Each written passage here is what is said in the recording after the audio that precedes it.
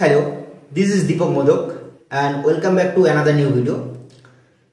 তো আজকের ভিডিওতে আমার ছোট ছোট ভাই বোন যারা 2022 সালের টেট কোয়ালিফাই এবং 2023 সালের টেট কোয়ালিফাই তাদের জন্য আপডেট নিয়ে চলে এসেছি।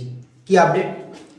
তোমরা জানো পশ্চিমবঙ্গ সরকারের যে প্রাথমিক বিদ্যালয়গুলো সেগুলোতে 13,000-এর বেশি পদে নিয়োগ হবে এবং তার যে নোটিফিকেশন অর্থাৎ ফর্ম ফিল আপের যে নোটিফিকেশন সেটা কিন্তু চলে এসেছে এবং ফাইনালি আজকে থেকে অর্থাৎ 19শে নভেম্বর থেকে ফর্ম ফিল আপ শুরু হচ্ছে এবং ফর্ম ফিল আপ চলবে আগামী মাস অর্থাৎ ডিসেম্বর মাসের 9 তারিখ পর্যন্ত।